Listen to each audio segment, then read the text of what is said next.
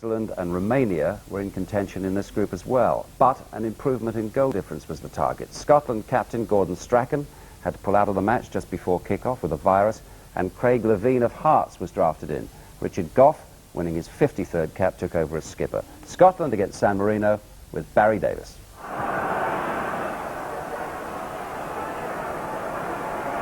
McPherson. Jury's seeing a lot of the ball early on this right side. All of the ball didn't cross the line. Callister scored the decisive goal against Switzerland here. But it was the late equaliser against Bulgaria which has put Scotland in difficult position.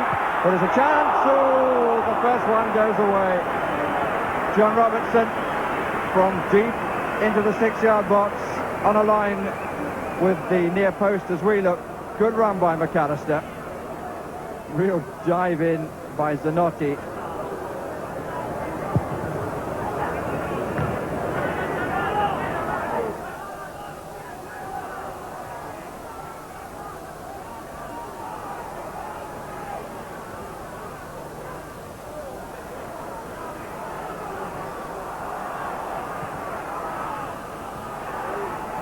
Davies wanted to go forward on that attack. McStay, back again to McStay. It's a good strike and a good save, but it's going to go in. No, yes, it is. Paul McStay gives Scotland the early goal that they wanted. Some sympathy for Benedettini because he made a very good save. But McStay following up, it was an instinctive header. Nice little touch. Good strike with the right foot. And the goalkeeper couldn't get up to do anything about that. So the opening goal for Scotland with 10 minutes played. Lovely little return ball by Ali McCoist. Good stop. But the follow-up header over a despairing goalkeeper.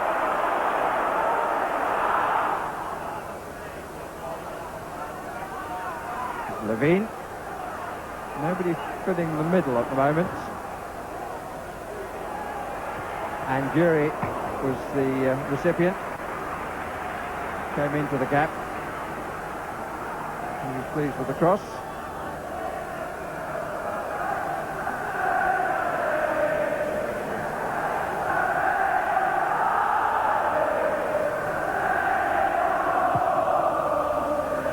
Small crowd on a pretty raw evening, but they're making themselves heard. There's McCoist.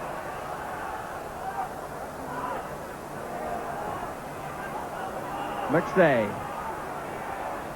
Gough.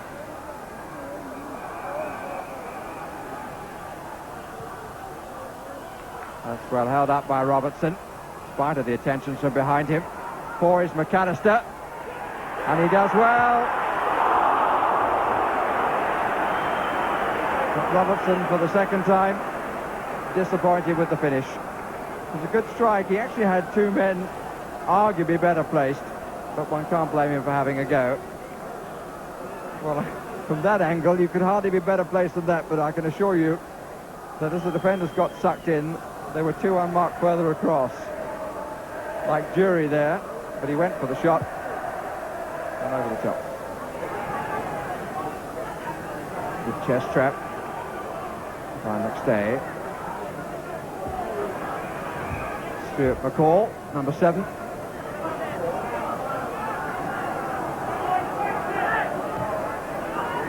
McStay. McCall. Free kick. And that's the first time that McCall has got as far forward as that.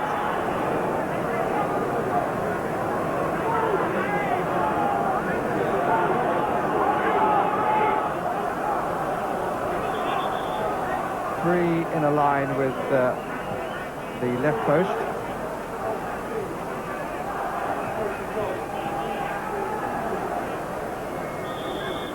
Five-man wall. And McAllister tries to bend one round that wall. It was always rising.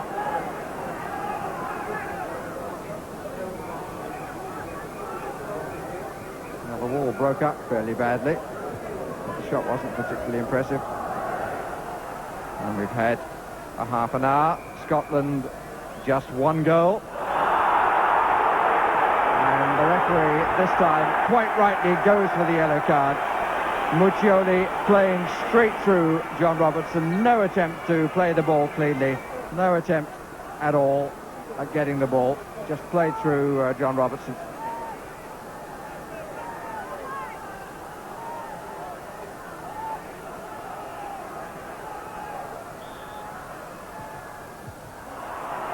Wasted free kick.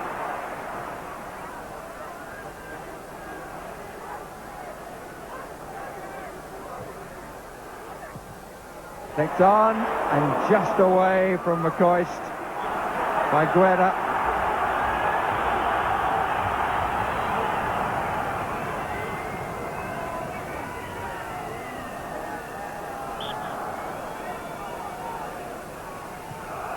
McAllister hit long, up comes Goff. It's number 2.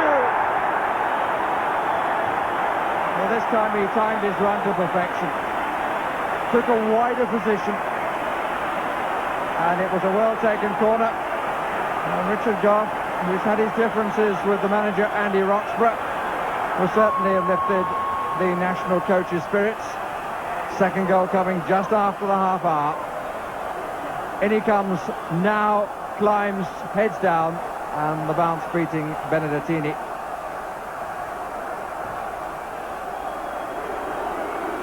Really attacked the ball. Not a big crowd, but have been fairly enthusiastic so far.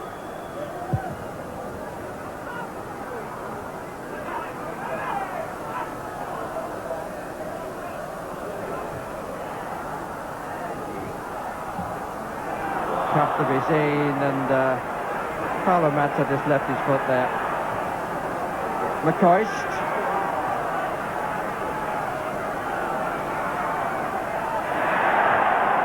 Malpass. Harrison thought it was opening out for him.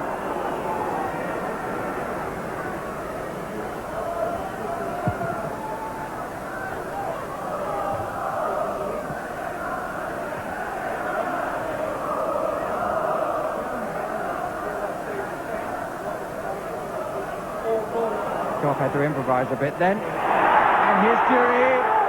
And that's going to be number 3. Yes.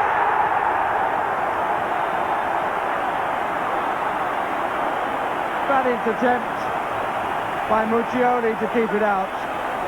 But Gordon Dury makes it 3-0 to Scotland. And they haven't had that margin as a winning margin since November 1986 when they beat Luxembourg. Muccioli trying so hard to prevent it. May well have stopped it short of the line, but then the movement of his leg carried it over. I'm sure that Gordon Dury will claim it.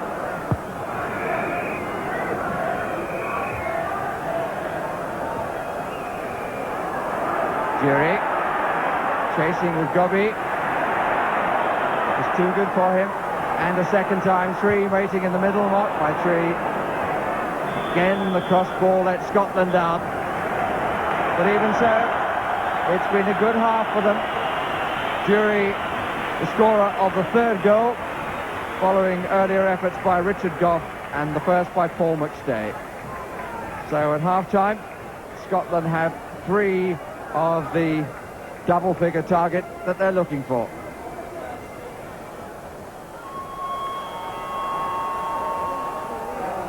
So the expected substitution for Scotland, which frankly could have been made, in my view, a great deal earlier. Mo Johnson is on in place of Dave McPherson. So Andy Roxburgh introducing another attacker. Really, it was very plain after 10 minutes that McPherson was unhappy in the role forward. As the half went on, Stuart McCall got himself more and more forward, and Dave McPherson, normally a defender, became irrelevant for the balance of play. And the introduction of Mo Johnson gives Scotland the extra firing power as they continue the search for more goals to add to the 3 they got in the first half.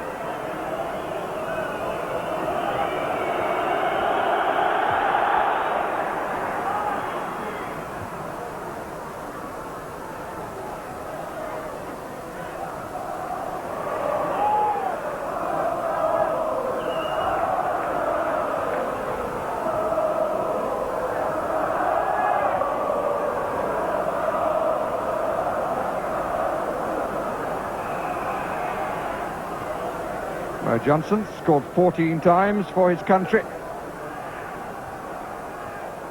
And now back in combination with his club colleague, Annie McCoist, although in recent times the two haven't played in the same side together. Either one or the other has been in.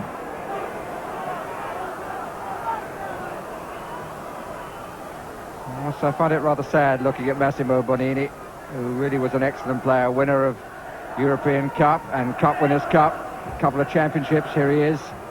But the injury to his right knee has slowed him to the point where he's now an ordinary player in a team of very ordinary players. That's a good dummy.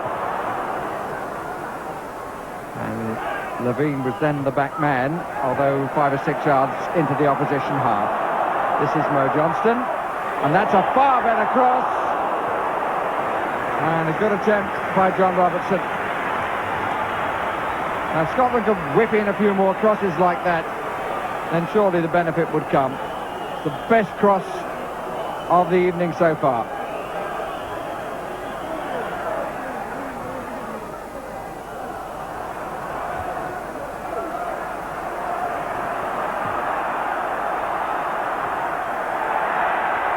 Given away. It's a good block by Guerra, who's certainly one of the better players. McStay, McCoist! Yes! That takes him to double figures for his country and gives Scotland goal number 4.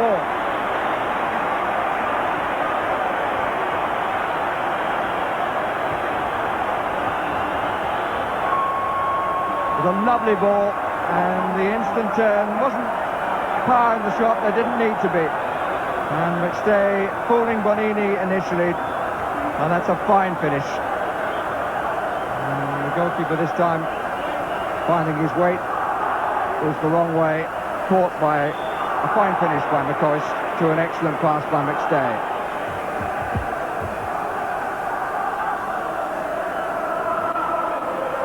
There is Tony.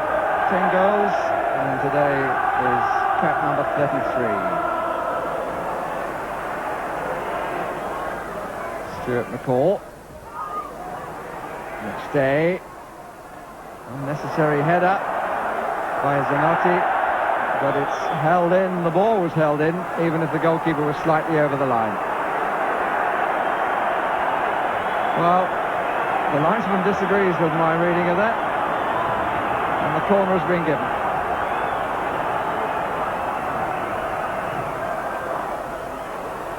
Richard Gough. Oh, it's a fine stop from a very well-struck shot by Kevin Gallagher. But Benedettini is a name that will be remembered by the crowd. Done really well, the San Marino goalkeeper. Mo Johnston, McStay, good play, McStay, wonderfully done, and again the goalkeeper parries the ball away. That was class by McStay. Lovely control, lovely change of pace too. Yet another corner. McCall. Oh, and he lost it, got it back. Free kick has been given to San Marino, and Zanotti is the somewhat relieved man.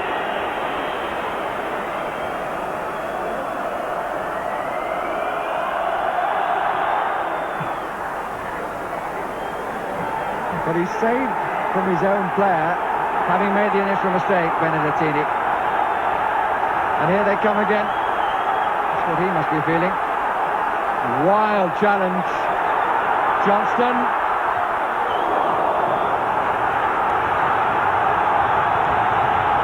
Well, it's the old hand and raw.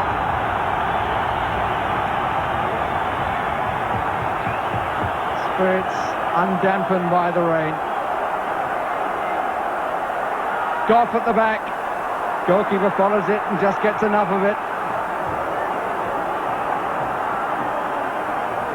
Some of his keeping has been somewhat unorthodox, but not untypical of a small goalkeeper. Jury. Back again to Jury. Oh, it is wide.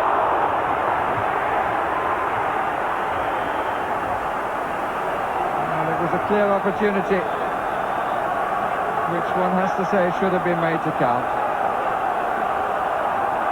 2 minutes of the match remaining. The referee is sure to allow at least a minute, I would have thought, of stoppage time. Maybe more. And suddenly San Marino have a corner. That's their first of the contest, and it comes in the 88th minute. But Scotland don't want to do anything silly. Want to keep the 4-goal advantage.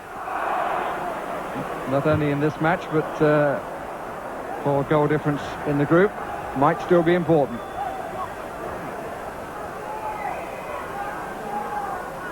And we're now inside the last minute. It's another good corner, and not the best of punches. That's a bad challenge by Muccioli, but he got away with it. Stuart McCall got a long journey to bring it forwards. Line of 5 going forward up front for Scotland. Thought those days had gone. Gallagher. That's well claimed again. Richard Gough, who spent quite a lot of time as a virtual centre forward.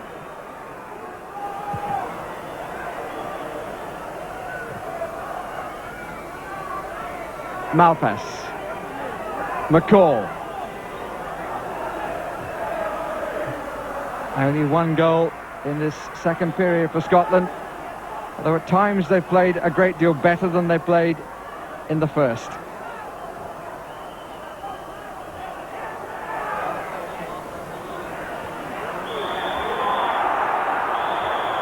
And the referee blows the final whistle.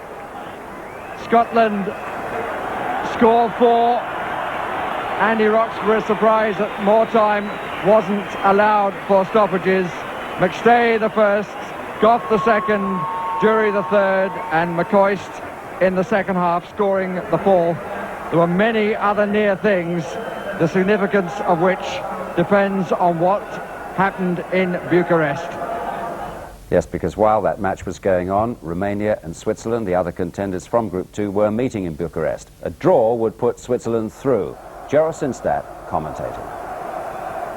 Now, there's an early chance here for Romania. I think we can take it for granted that Hagi will take the free kick. Huber will know what to expect. This is one of the best left-foot shots you'll see in Europe, and what a very good effort it was from Hagi. Huber got fists to it, but he needed his defenders to rescue him. It's the sort of shot that the goalkeeper might have preferred to turn round the posts, and he punched, and it just dropped on the edge of the 6-yard area, and he was rescued by his defenders. Hagi, I wanted to take this, yes. And that's Sandoy coming in. Turnover from Huber, but Hagi weighed up the situation there so quickly, drove in the free kick, and the defenders really hadn't decided who was marking whom, and Sandoy had a free header, and Huber had to be very alert.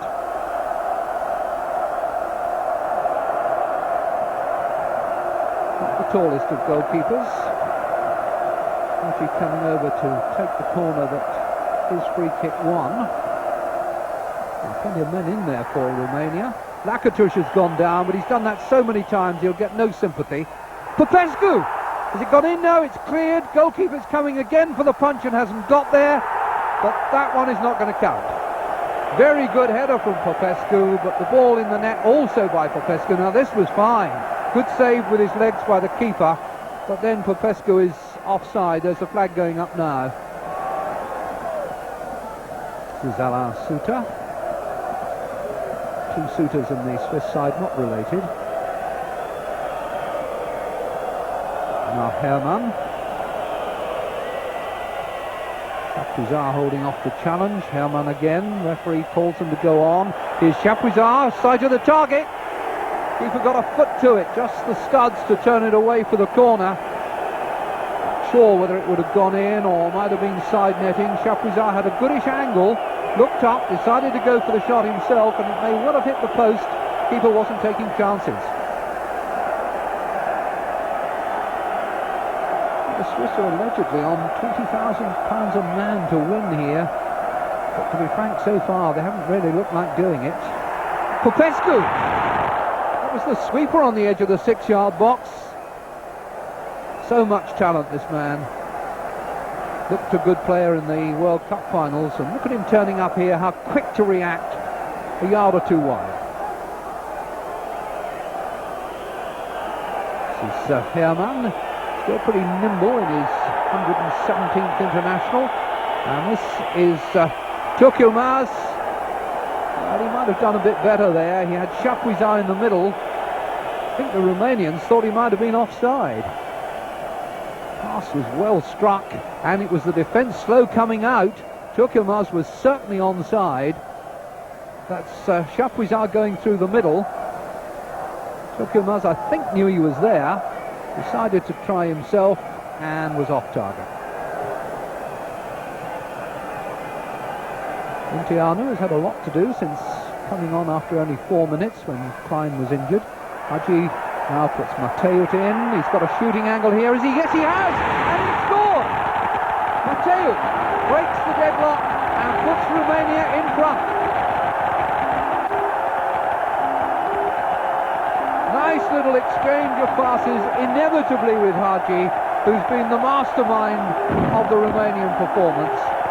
Mateut, if it had been Lakatush, I suspect he'd have gone down under that challenge. Mateut went on and showed the value of doing so.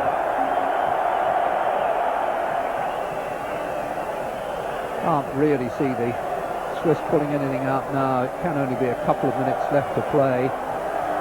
They've scarcely threatened the Romanian goal. They'll be very disappointed with their performance. Spiekel, the substitute. I think that's Turkulmaz out there. All this smoke from the flares is making it very difficult. That's oral anyway. And this is Suter again. And a good header from Chapuisat. And somehow or other Lung has plunged on the ball. And Romania have escaped what could have been a real blow for them late in the game. And now he's Lakatush away. Put through by Munteanu. Only the goalkeeper to beat. And it's in the net, but it isn't going to come. Referee says no goal. Lakatush almost disbelieving. Now this was a good pass from Munteanu, and the camera doesn't really prove it, but he must have been very close to being in his own half, but the goal doesn't count. It's still 1-0. That's how it finished, and this is the group table at the moment, and Scotland in a very strong position. We've tried to work things out for you, and this is our interpretation. If you disagree, let us know. If the Romanians lose or draw, then Scotland go through. If Romania win just 1-0 in their final match against Bulgaria next week, Scotland will go through. If Romania win 2-1, lots will be drawn, and any other Romanian victory, Romania go through. Got that? Put your money on Scotland, perhaps, I would think. Right, Andy Roxburgh, the Scotland manager. Let's hear from him now, talking to Barry Davies. I've never seen a match quite like it. I mean, it was a practice game with only one side actually trying to score goals at least. Yeah, really frustrating, you know, to play against a team who play in that manner, because there's no space. And, I mean, in normal matches, teams come out and play against you, and then you can get behind them in the counter-attack. But here you're just facing a wall, and it's non-stop jersey pulling, you know, tackles going in, one or two of them rather clumsy. And, of course, their goalkeeper, he's actually performed quite well in a number of the games, and he did rather well. What's the feeling in the dressing room? A little bit of disappointment. We're pleased we're still in, but we're a little disappointed that we haven't put more pressure on Romania. Presumably you will go there to make sure everything is okay and above board. Well, I spoke to my counterpart, the manager of Bulgaria, Mr. Penev, and I spoke to him at a course I was at 2 weeks ago in Czechoslovakia. And I said to him, now, if it goes to the last game, you're going to try. And he said, oh, no doubt about that. He said, we're already starting our preparation for the World Cup. He said, I'm a new manager, I've got to make sure that the team performs. So I believe him. And of course his team won in Romania by 3. Correct. So I think we would all be holding up our hands in horror if Romania now go to Bulgaria and win comfortably. Well, you're going to have to sit and wait nervously for another 7 days. Yeah, exactly, yes. It was bad enough tonight, but I'll have to suffer for another 7 days, as you say. Tell you what, Andy, Sassenach can say it. Typical Scotland, isn't it? Yeah, we like to do things the hard way in Scotland, but on this occasion, I can assure you, with the problems we have had with all the injury difficulties over the last year and a half, if our lads get through here, then we definitely deserve it. But they probably should have had a few more goals tonight, Jim. Well, Against one that, penalty, opposition. which I'm sure everybody saw at home, was an obvious penalty. And that extra goal, you know, supposing they'd scored it, was a blatant handball, makes all the difference. It puts even more pressure on. And that's the life of an international manager. You know, you haven't got another 40 games to sort it out. You either go through or you don't. It's out of their hands now, but Romania to win 2-0 in Bulgaria would be a tough task, I would have thought, wouldn't you, Terry? He said he's disappointed. I would think he was well pleased. You know, this morning he would have been delighted, I think, with that result. And as you say, put your money on Scotland. I hope, you know, everyone's going to be bated breath waiting next week for the result, I suppose. What do you think of the look of the Scotland I think side they've got now? some good individual players, and then again, I always think they have. They've always got good individual players, but in the recent months, I think there's more of a solidity about the team, and then more of a teamwork, and I think they look quite strong. Sorted out the goalkeeping position too, haven't they? That's right. By 2 clear goals to qualify ahead of the Scots. Romania in yellow, commentary from Gerald Sinstad. I think Romania must be favourites. You have to wonder how Bulgaria came to win 3-0 in Romania when you consider that they've won only 6 times in 3.5 years. 2 of those against San Marino and 1 against Iceland. Munteanu having a go. Oh, and a good go too! First minute of the game. And Mikhailov had to be very alert for the little full-back shot. Still problems here as Hadji crosses, but it's too deep. That was a very good bit of work by Mikhailov. Very well struck left foot, dipping just under the bar. Really finding out if the goalkeeper's awake. It's only 28, Mikhailov. That balding head is a bit deceptive. Lung at the other end has got more hair on his chin than Mikhailov has got on his head. But it's the Romanian who is 7 years older. Kiryakov. It's given away. Nice slick football here. Adrian Popescu putting Hadji away, and that left foot can be dangerous. Oh, good save again! Knocked out by Iliev after another very good bit of work by Mikhailov. Hadji so much the danger man. Defenders did well here. They only left him one avenue, and Mikhailov covered that.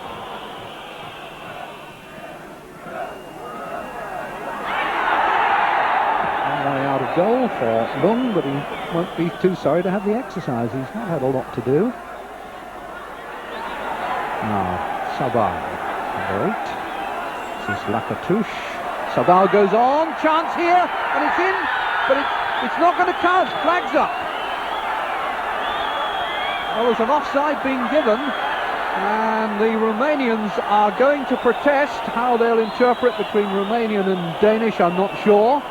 Perhaps the look says it all. Now, let's have a look here. Sabal is the 8. This is Lakatouche. And there's no... the problem was Radu Choiu towards the top of the picture. He was offside. Sabal was fine. Put the ball in the net, but it doesn't count.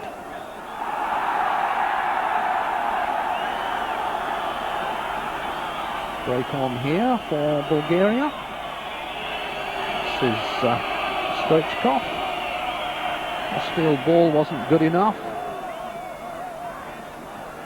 The Romanians will break again.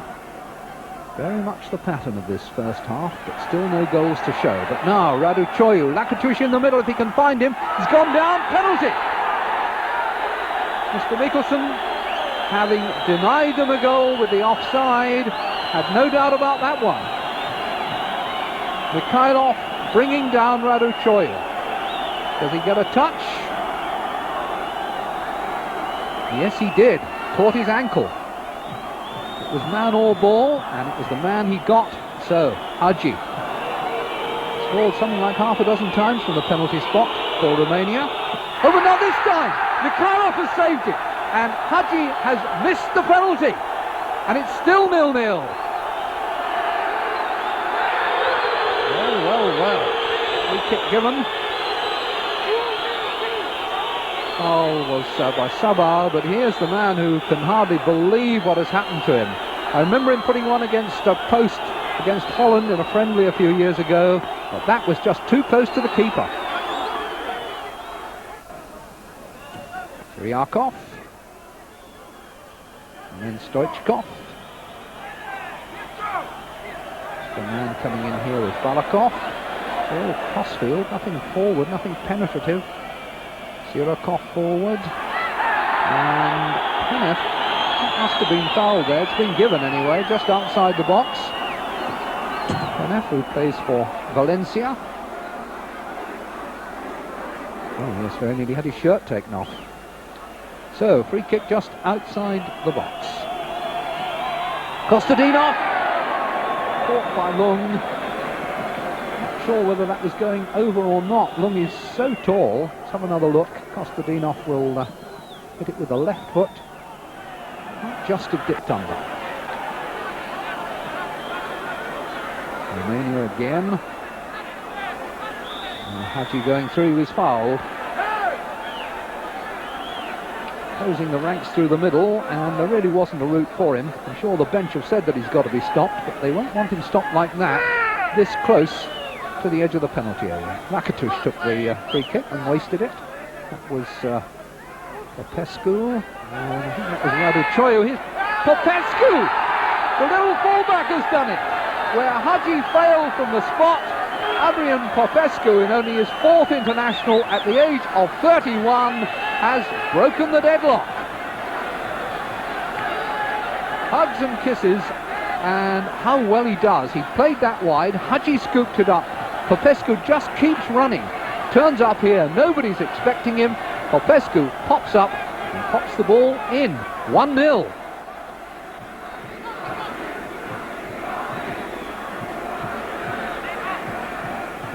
Sabah, nothing through the middle. There's Munteanu coming in again. Good effort and a good save too. Certainly Mikhailov has earned his corn, but the attackers had all come into the middle, drawn the defenders in. Munteanu had a clear run, difficult angle, but he was on target.